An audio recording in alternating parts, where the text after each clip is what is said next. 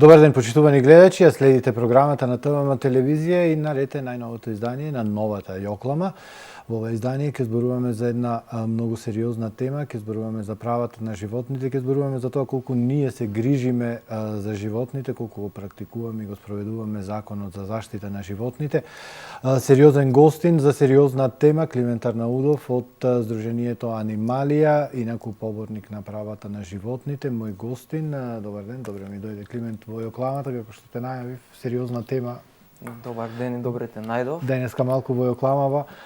На самиот почеток, накратко, за анималија, само една кратка лична карта и потоа ќе си продолжиме. Ајде. Анималија, значи, е здружение кое веќе екзистира, речи си 3 години, 3 нешто години веќе. Тоа не е долг временски период, меѓутоа за тој краток временски период на екзистенција сме учиниле доста многу. Почнувајќи од, да речам, до одреден степен подигнување на свеста за правата на животните кај граѓаниве, па и жителиве на Република Македонија со оглед на тоа што доста сме пратени како здружение. Најчесто нашите активности се одвива на социјалната мрежа Facebook, значи Така. добра алатка е за да ја искористиме соодветно да допреме понадалеку. А во последно време доста стануваме препознатливи кај странските, да речам, следбеници на нашава страна, а воопшто и странските туристи кои што го посетуваат градот Охрид. Така. Доаѓаат тие си вдомуваат куќиња од кај нас, колку ние вдомуваме? Дали да се радуваме на тој показател или да го сватиме како еден вид на опомена колку сме, да не речем, ладни во нашите срца. Поголемиот дел од странците испадна дека вдомуваат повеќе кученца за разлика од тоа од овие нашите домашни.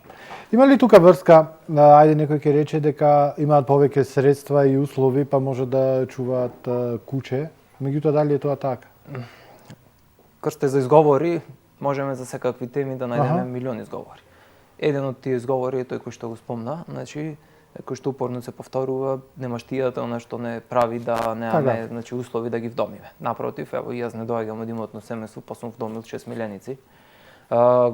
Сите волонтери на еден начин исто чуваме поголем број на миленици, а не сме да речеме имотно подобни до степен на оној на кој што се употребува во апноста како изговор. Воедно, ајде нека не биде тоа дека треба да вдомат, ние апелираме константно дека доколку сакаат да помогнат, ќе знајдат и други начини. Дали тоа ќе споделување на гласот. Тоа ќе ми беше и следно прашање. Има луѓе кои што едноставно не сакаат. Ето живеат во стан, земам, карикирам, живеат во стан и немаат услови да чуваат куче, конкретно ето ќе кажам.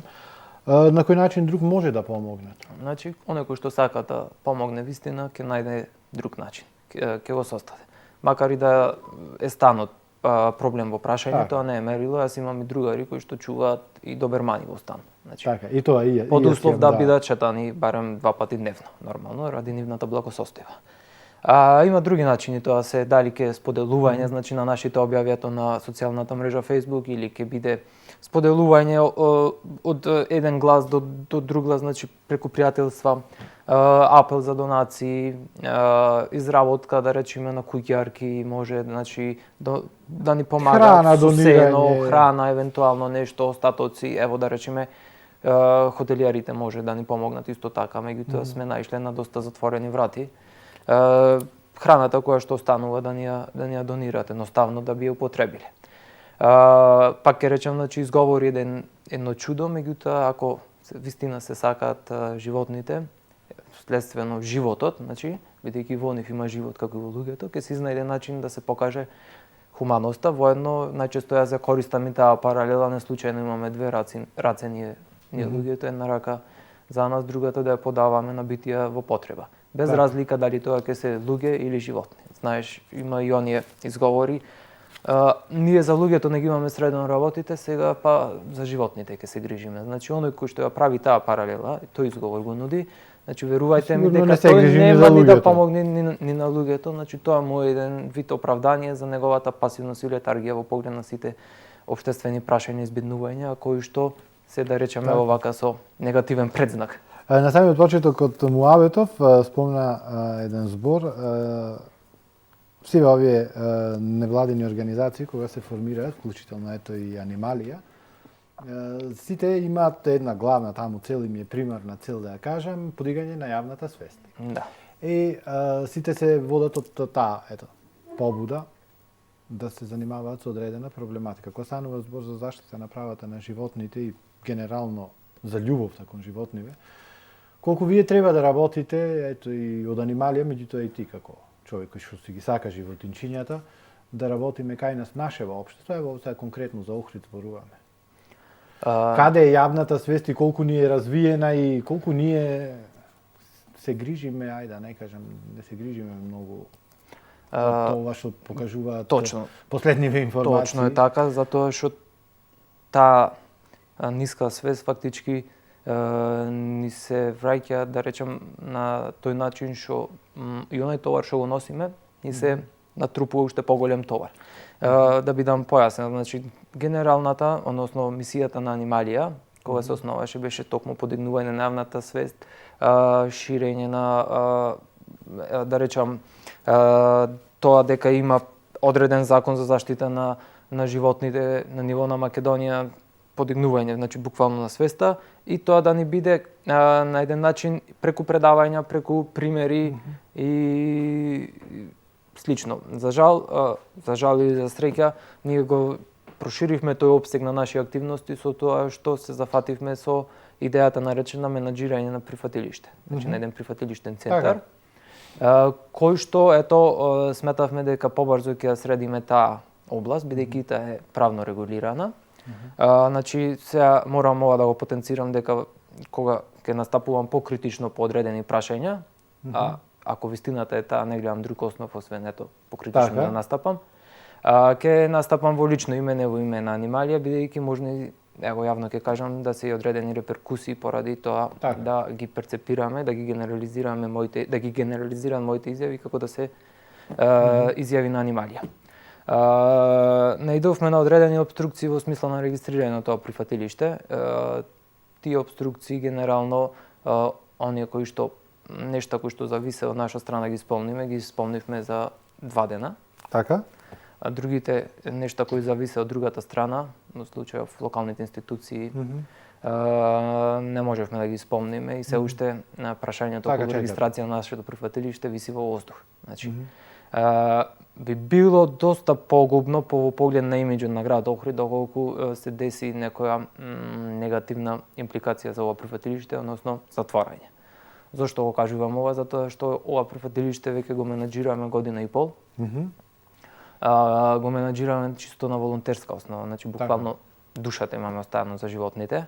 Иако знаеш дека во јавноста може да се створат повеќе муабети како од стилот дека ние овие работи ги правиме за пари, дека некој стои зад нас, ни плаќа да трошиме од тоа драгоцено време и дека љубов не постои спрема животните. Имаше исто еден, кога кажуваш сега за реакции во јавноста, дека не било можно секој да згрижи од кучињата. Тоа е точно, да, не е можно. Не е можно, значи не е ни пожелно да секој на секого да му се. Да, верувајте ми, може да ќе звучи чудно јас дека поборник за правата на животните. Малку потешко дозволувате на некој да стане собственик на некој. Да, значи мора да има одредени критериуми. Нас не е целта да се отарасиме од кученцето што побрзо, туку да го вдомиме кај совесен вдомувач.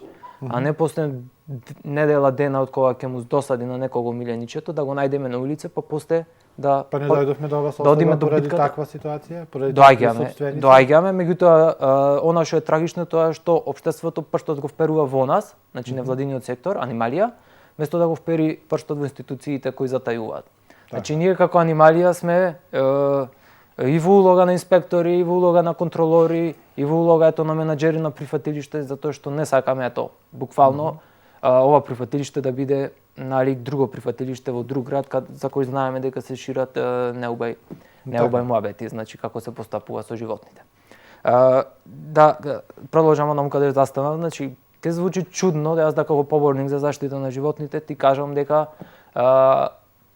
најсркно животно е на животно кое што на улица и најздраво пред се. Меѓутоа, кој е проблемот тука? Пак проблемот е човекот. Значи, човекот. Несоодветната свест, недоволното чувство на емпатија прави да ние Сдруженијата за заштита на животни импровизираме или ето менаџираме допарва и регистрирани прифатилишта каде што во поголемиот дел од денот треба да ги чуваме во кафези. И прашање на време дали некогаш тие ќе најдат дом. Некои цело време ќе го поминат во кафез. Меѓутоа, сакам да го напоменам и тоа, да во тоа прифатилиште ние, иако немаме целосно исполнето законската легислатива за жал поради причините наброени претходно, ние она човечката димензија, поважната, моралната димензија, моралната легислатива, ајде малце метафорично, имаме во целост исполнето со тоа што ги имаме најсрекните животни згрижено таму и имаме, да речам, најчесто во летниот период, скоро секој ден, еден ден во неделата ни доаѓа странски посетител. За разлика од тоа, претходно да се надоврзам на таа свест што ја начнавме кај локалното население, која за жал е се уште ниска, и покрај многу бројните апели да ни излеза во пресред волонтери, па не мора и волонтери да се ето еднаш месечно некој да дојде, се надевам дека еднаш во месецот барем секој има време да покаже хуманост. Да не посети во прифатилиштето и да волонтираете. Не мора и да волонтира на регистрирање работи кои што веќе нас ни стана и рутина, во смисла хигиенските услови, средување, паменување слама, храна, подготовка, менување вода и слично. Тука едноставно ете нека ужива со згрижените животинки, во мигот дур ние ги средуваме, значи нивните, како да речам, привремени местата на привремено сместување, кафезите, значи кај што ни се. Колку моментално животинчиња има? Престанавме да ги броиме искрено, ама ќе ви кажам, од прилика имаме 50 за повеќе и не можеме да постигнеме. Не можеме да постигнеме. Ќе те прекинем, имавте акција за вдомување, како помина? Последната помина прилично доста успешно. Валјда, затоа што поголемиот дел од нив беа помалечки. Знаете, перцепцијава на човекот е таква да помалите се посладки. Зборувам, ево да речам, нека и генерализирано за нас како народ. За жал и така бидува. За разлика од тоа, странците пак преферираат повозрастни кученца. Процедурата е доста, да речем, енергетски исцрпна за да го изорганизираш сето тоа. Имаме вдомено можда 15 на 20 кученца и дел маченца во странство, најчесто во Холандија. Добро, како папири? Да, папирите, да, документите, документацијата, значи мора да се среди, константна комуникација мора со вдомувачите, со организаторот на вдомувањето од Холандија, исто така исцрпна процедура, па ветеринарните инспектори исто така да ги проверат условите, да видат како е чувано кученцето, дали се исполнети вакцините, пасош, дали има све, буквално. Ќе се вратам малку на почетокот од разговоров, го спомнав законот за заштита на животните. Да, ево го значи. И цел еден закон. Цел еден закон, меѓутоа има ли во нашиот град изречени се некакви казни, има ли спорови? Не. Имате некакви податоци? На ниво на град Охрид нема, а на ниво на Република Македонија почна да се појавуваат такви. Последно, баш преди да дојдам, читав, знаете, ние имаме здружение на коалиција. Така, како мрежа функционира. Да, мрежа, и се разменуваме информации. Замислите кој последна информација сега што ја читав баш, лоциране лице од полиција, видено е како присуствува на борби со кучиња. Доброто е што им навремено е реагирано од полиција, па ќе видиме како ќе заврши овој исход, дали ќе има разрешница или ќе се заташка во некоја фиока. Има и одредени други случаи кои што на пример имаше улов на белоглав орел, кој што е заштитен вид. Така и дури фотографии, со фотографии, па ние знаеме која голгота имавме за да нешто се превземи конечно. И во најава дека ќе бидат санкционирани, меѓутоа ќе видиме дали тоа ќе се оствари. Значи тоа е огромно кривично дело кое што е направено. Така. Има навика кај луѓето да си постираат фотографии, па дури од оние законски, ајде да кажам, тие не ни знаат дека има ловни активности што ги прават. Меѓутоа тоа ги има и сега имав баш една, да речам, се трудам при дискусија со таквите луѓе. А во последно време и при дискусија со сите, да, влегувам.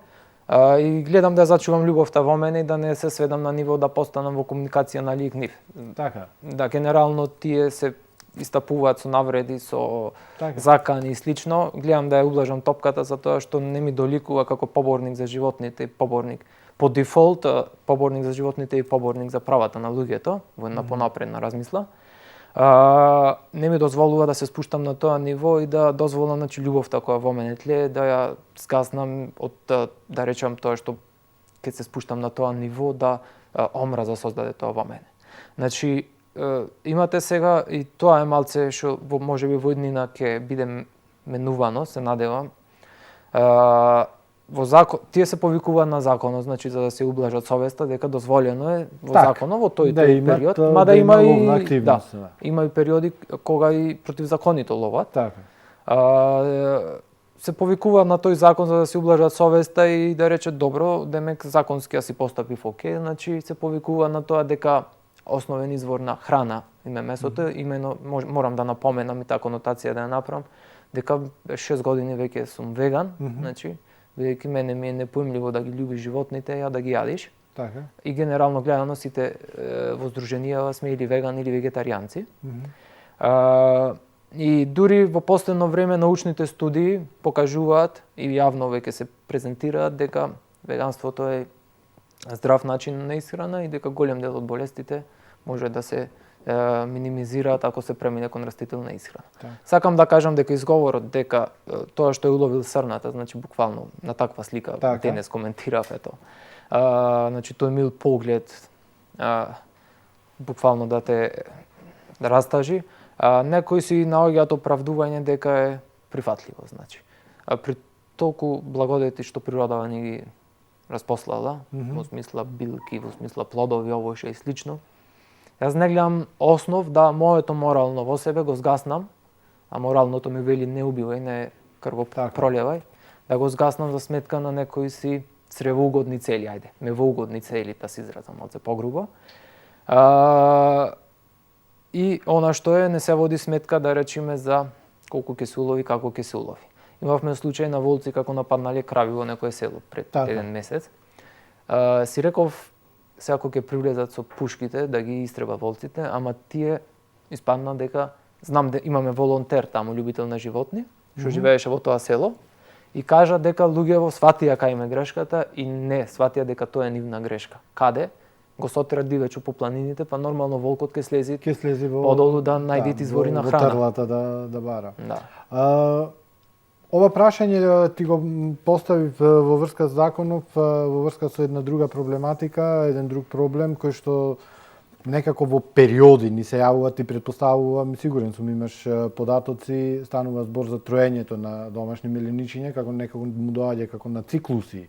Се случува во нашиот град, меѓутоа за тоа по рекламите. Сега ќе направиме една пауза, малку блок реклами.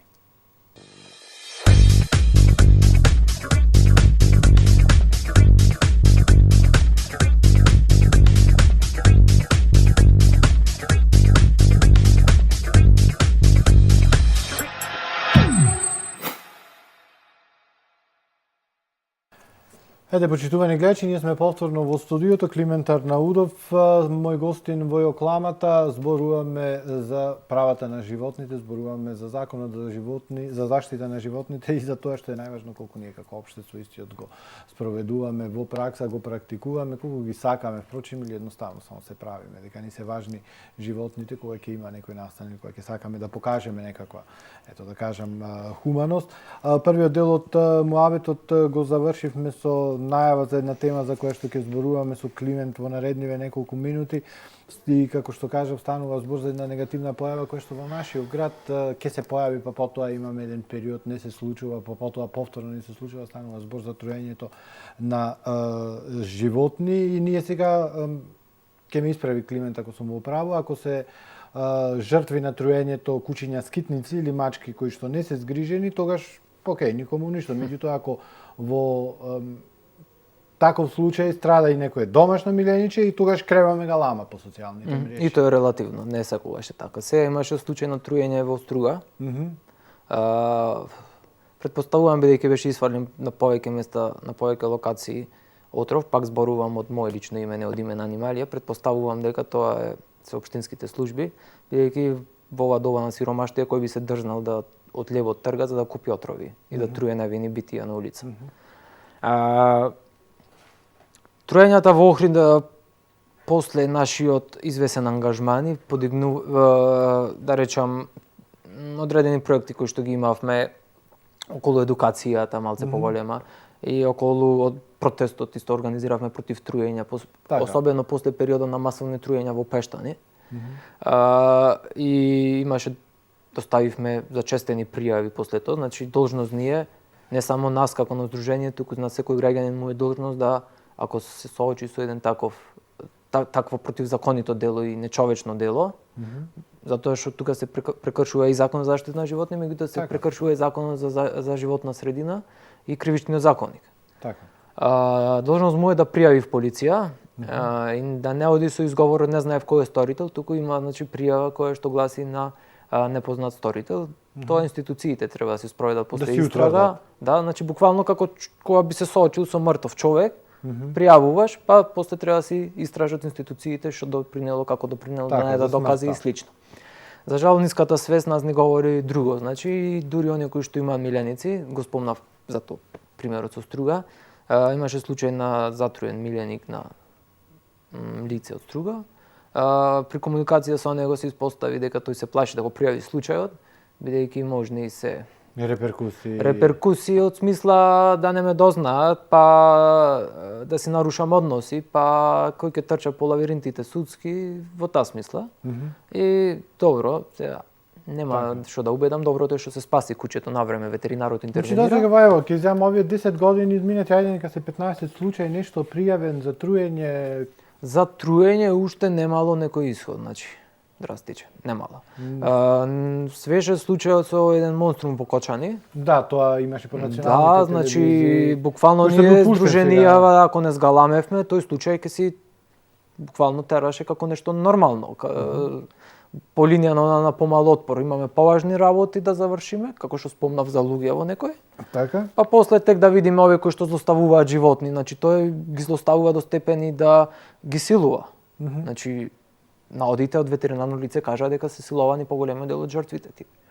Психолози излегуваат со констатации. Приберете го, ова е монструм, значи мала, речиси да нема граница која што го одделува човечкото од животинското. Да бидам појасен, ако тој посегнал да ги злоупотребува животните, што ќе го спречи да го направи истото кон значи тој е психолошки пореметен ум и значи ако општеството тоа го толерира, треба да се запрашаме и ние во какво општество дозволуваме да живееме и што правиме за да такво не биде општеството. Така. Труењата во Охрид намалија за среќа. Меѓутоа ова со труењава, ајде сега и ова со случајов од Кочани не да кажам занемарливо. Меѓутоа за мене овие случаи со труењава се така посериозни да кажам затоа што тоа е убиство. Тогаш не само што е убиство, туку тогаш ќе дојдеме и до онај момент што кажете тој човечки фактор дека можно и човек да страда. Да. Можно и дете да страда. И тогаш ќе биде актуелно и тогаш ќе биде интересно. Точно, знаеме дечињата сакаат да си рошкаат, значи последното труење во Охрид беше пред на локација кај Ден Доналд паркот што е, пред Милениум Палас. Најпрометно место во град. Прометно место, значи детско игралиште има во близина. Доволно е детенце да рошни, тука во близина отровот има отров ланате што се вика, што дури да го вдишиш од близина може да создаде последици, кои што ако во подолго време бидеш изложен на тоа вдишување, може да предизвика и смртност. Камоли да го допреш и да Камоли да го допреш, значи дефинитивно тоа е загрижувачко што изгледа чакаме да се деси некоја жртва и прашање дали тогаш нешто посериозно ќе се примени за спроведување на законот каде што јасно е наведено член 65 и 66. Зависно од стореното дело. Например, ето ако речеме сега бидејќи начнавме за труење за физички лица е околу 1500 евра казна, за правно лице ако се утврди е 6000 евра. Во случајов ако општината тоа го организира треба 6000 евра глоба. За борби за кучиња, ето да речеме, и тоа е нешто лошо што одреден, да речам, професор сега во последно време малце најде напади од наша страна што ги оправда тие борби со кучиња, значи. Ќе видиме како ќе се разреши тоа допарва, можеби пријави ќе поднесеме бидејќи сепак говори нешто противзаконито, да не спомнувам сега имиња. За борби со кучиња ако се затекне се од прилика 300 евра негде, казните, не ме држите за збор точно. А ако напуштам милионик, значи како она ќе го вдомам и после на улица, нешто што имаме сега актуелно случај во анималија, поднесена е пријава, уште чекаме одговор. Го вдомивме за да го најдеме од кола чукнато, па сега во Скопје на операција, најверојатно ќе го пуштаме Словенија да се вдоми, бидејќи овде инвалидните куќиња, се надевам дека нема да бидат инвалидни, ама инвалидните куќиња овдека е премногу тешко да ги вдомиш. Ако за несовесно сопствеништво, член 26 е целиот тој за неодговорно сопствеништво, казната е 150 евра, што е минимална. Значи, Еме казната минимална, еме толку тоа тешко да се докаже. Но ние Сдруженијава велиме кешки ето да 150 евра, ама да бидат санкционирани тие случаи позачестено. Можда и намерно. Мислиш дека би ги искористила ресурсите држава за да се занимава со Нас логиката, бидејќи овој закон е донесен 2014, претходно беше од 2007 имаше измени и беа повисоки казните за тоа неодговорно сопствеништво. Нашата логика беше таа дека намерно ги спуштија тие казни со цел да има повеќе санкции, значи. Така. Меѓутоа и тие застануваат. Така. И тука нема разрешница за тоа неодговорно сопствеништво се уште никога. Имаме случаи на злоупотреба, имаме случаи на труење, имаме случаи на куќиња кои се тука стигнуваме пак до суштината во каков систем и какви институции дозволивме да живееме, значи буквално. Да она зашто го плаќаме испаѓа да ние волонтерна база го правиме од љубов кон животните и сочувство. Добро. Институциите факт е дека вината, голем дел од одговорноста за, ето да кажам, ајде да не кажуваме вина, меѓутоа одговорноста голем дел е кај институциите. Меѓутоа има еден друг проблем, исто ето, коригирај ако мислиш дека грешам. Станува збор за најмладите и за тоа што семејството го прави кога станува збор за некого да му всади љубов кон животни или да му всади омраза. Се среќавате со децата, ето ги имате тие кампањи и активности кои што сте ги спроведувале и проекти. Каква е реакцијата кај децата? Бидејќи јас знам деца кои што сакаат животни, меѓутоа знам и деца кои што не сакаат. Знам и деца кои што се сурови. Точно. И изненадува фактот, некој ќе ми каже па како може дете да биде сурово? Може, сум видел. Точно, и ние сме виделе, значи, во право си. Ќе почнеме со проектот кој што го имавме пред 2 години, финансиран од општина Охрид. Проект беше за подигнување на свеста за животните преку едукативна кампања кај ученици од 6 до 8 одделение. Беше реализиран во 4 основни училишта. Носевме исто така нормално вакцинирано, прочистено паразити кученце, кое што лично да оние што немаат миленик да видат како е да се биде крај животинче, а воедно да му прикажеме како да постапуваат со животинче. Агресијата кај животинките не е нешто што е вродено, како и кај луѓето нешто што не е вродено, таа околностите ја доведуваат да се појави. Стравот исто така претпоставува. Да, и стравот. Значи, според психолозите, само 2 страва постојат, дали стравот од паѓање и уште еден сега, одамна читав таа информација. Стравот од животни и прво и овај докторот што е кардиологот Угриновски Јовица во една прекрасна емисија за животните кажа дека е неоснован страв и дека животно ако му понудиш љубов, ќе ти возврати со дупло повеќе љубов. Лошото е што децата најчесто не знаат да постапат со животните, поради тој вметнат страв од страна на родителите. Во смисол, тие најчесто ги условуваат. Ако не го изедеш чоколадчево, ќе те касни кучето. Так. Во таа смисла и веќе тука психолошки му се вградува тој страв и кога дете малце пораснет после, кон тоа куче на улица што ќе го види, поради тој страв да се одбрани, ќе го земи каменот, ќе му фрли. Да, или ќе бега, ќе плаче, а кученцето тоа може, ако избега, да го свати како еден вид за игра и ќе се стрчат по него и родителите ќе навјасаат со реакции агресивните кучиња, најчесто го мешаат и лајњето на кучиња со агресија, значи оние кои што не знаат. Така имаше сега и кога имаше глутница на кучиња на плоштад во сезона на парење, најчесто на женка се создава таа глутница. Ние се трудевме на рационална основа и на емотивна основа да објасниме дека случајот ќе го разрешиме. Во смисол имаме и проект сега конкретно што го спроведувам исто финансиран од општина Охрид за стерилизација на бездомни животни. Ќе се задржиме малце подоцна за оваа стерилизација. Во период на парење кучката е ризично да ја стерилизираш И затоа мора да помине тој период, Така, па да потоа. ја стерилизираме за да ја прибериме, ама во прифатилиштето бидејќи немаме место, мораше да ги оставиме таму. И јас лично секој утро одев ги хранев тие кученца. Дел мистериозно исчезна, дел ги видовме од тие затруените што беа во последен период. Дел се уште тука, што ме радува. И преку снимки, преку слики и слично, пробував да му докажам дека воопшто агресија нема ако му подадеш рака. Значи, да го скроиш исто така стравот во себе и да кучињата, животните генерално гледано, ги забележуваат тие негативни вибрации кои што ние луѓево ги зрачиме, а кои што не мора да бидат поврзани со животните. Во смисол, ако ме избркат од на работа, јас можам да бидам изфрустриран и се околу мене да е виновно. Да е виновно. Израчајќи таква негативна енергија, тоа кучето може да го запримети како тоа дека јас сакам да го нападнам, да му наштетам. Така. И може да ме Инстинктивно е да се предупреди. брани. Да.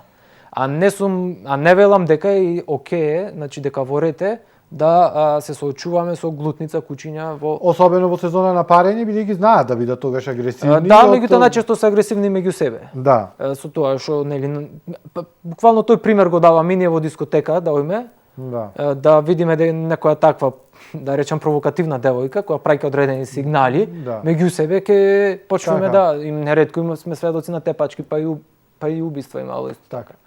Ја спомна стерилизацијата, колку е паметна? Од практична гледна точка е паметна, од моја филозофска и морална гледна точка не. Ајде да го објаснам прво практичната. Известниот професор што претходно го спомнав исто така при аргументација кога не нападна нас активистите и не смести во чикан толпата, која што не знае што со себе да прави и напаѓа кај што ќе стигне.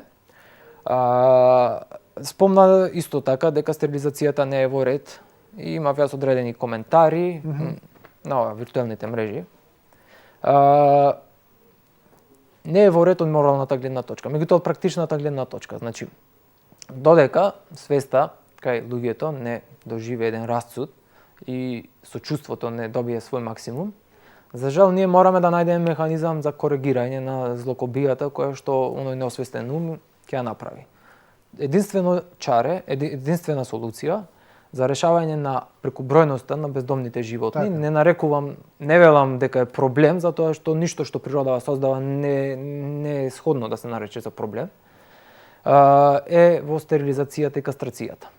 Меѓутоа стерилизација соодветно спроведена, значи, зошто ова го велам? Затоа што имаме стерилизации кои што се прават, да речам, настрана од ветеринарните клиники и може да дојде до одредени компликации. Така. Стерилизации исто така кои што се прават пред време, пред да созре кучето полово, мислам хормонски.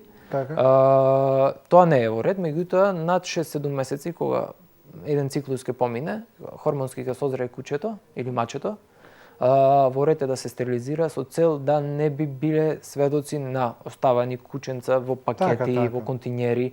Па мене лично враце и на нас волонтери во анималија, не можам да ти кажам колку така малечки бебенца ни изумирале. Така. И тамам ќе прогледале, пресрекни дека ето ги спасивме и да му најдеме домче, во рок од еден ден поради неразвиениот имунолошки систем, од мајчиното млеко најголем имунитет се создава како луѓето нормално. Ќе ги фати болест наречена парвовироза и во рок од еден ден тие му нема спас. Значи свенуваат главче и значи тоа суптилно злосторство кое што се врши на нас кревкиве души, тоа општество не го занима да го истражи. Значи ние можеме, ама немаме закон на кој би се повикале слободно да тужиме на институциите што дозволуваат да сведочиме ни такви гледки. И себе имавме исто така изфрлени кученца, дознаа каде ги изгрижуваме бездомните животни, и паразитира на нашиот вишок на душа без да не прашаат дали можеме, дали имаме енергија, храна, место и слично. Едва се најдовме место да му најдеме, да не бидат, нели, по дома не можеме веќе да ги носиме бидејќи имаме веќе едно чудо миленици. Тамам малце ги, како да речам, се згоја и ги фати вирус и ради малиот имунолошки систем и дел умреа, дел ево пробуваме некако да ги спасиме. Значи, тоа во секое прифатилиште се јавува, без оглед колку дали си бил ти правно регистриран или не си бил. Значи, таа појавност, тој вирус се јавува најчесто кај тие малечки кои што пред време се одвоени од мајчина преградка и тука кога ќе меша почти човечкиот фактор. Ете токму поради тоа стерилизација, а и токму поради тоа што медицинските показатели, ветеринарните показатели велат дека тие милјаници се подолговечни, се елиминираат одредени болести кои што се јавуваат од полово преносливи, дали се или проблеми, тешкоти при пораѓај и слично. И од таа гледна точка е прифатливо. Меѓутоа, од морална гледна точка, таа е на филозофска, да речем, не е прифатливо од моја страна, затоа што сепак интервенираме во нешто што природава го создала, не смееме да интервенираме, бидејќи длабоко верувам во оној кармичен циклус, убеден сум дека нешто и на нашата карма си навлекуваме, кој што во еден живот би го плаќале за жал во негово смисла. Климент, мене ми беше задоволство што се поразговаравме. Се надеваме дека ова емисија ќе допре до другите и дека сите оние кои што сакаат да вдомат животинче, дека и да земат и не мора да вдомат, сакаат да станат собственици на може и привремено да ги причувува некои животни во потреба. Дека треба сериозно да размислат. Дефинитивно сериозно. Дали се подготвени, дали се способни за тоа, станува збор за еден чин кој не е така едноставен. Значи, со самото вдомување ти станува дел од вашата фамилија. Така, и тоа е тоа. И ги имате, ги земате, треба да бидат таму додека се живи. Мене не ми е помливо како лесно си ја својата совест си ја задоволуваат. Знаете, сама, како да речам, представа што ми се создава во глава, да го земиш са кученцето, да го подпорасниш, па кога ќе ти досади, земаш кола, кроиш план, кај да го оставиш, да го isfалиш и како спија навечер, не ми јасно, или особено после тоа кога ќе го види згазено на улица, бидејќи тие тешко се прилагодуваат на улицата. Така, и страдаат во прва... Да, во прва можна прилика биваат згазени, како едно сега што го имаме буквално прегазено, тазено пуштено на улица, затоа што првпат го гледавме низ град, прегазено, тој што го прегазил не застанал за да му поможи, куче сега, здрави, имам попаметна работа, треба профит, пари да правам нешто. И тој не е онаквил, сега од кога го згриживме, значи никаква реакција нема од оној кој што го напуштил да рече, ево да ја откупам совеста, малце, па да одам да донирам нешто, да ја покријам трошоци, бидејќи големи трошоци веќе имаме направено само за тоа кученце кој што ќе има минимум 2-3 операции. Епа како што кажав, размислете малку пред да земете да се грижите за некое животно, дали прво и основно дали има во вас доволно љубов, претпоставувам за. Значи оној кој што не љуби животни, на понапредна смисла верувај ми дека не љуби ни луѓе. И ќе се видиме во наредниот вторник, вие имајте убав ден.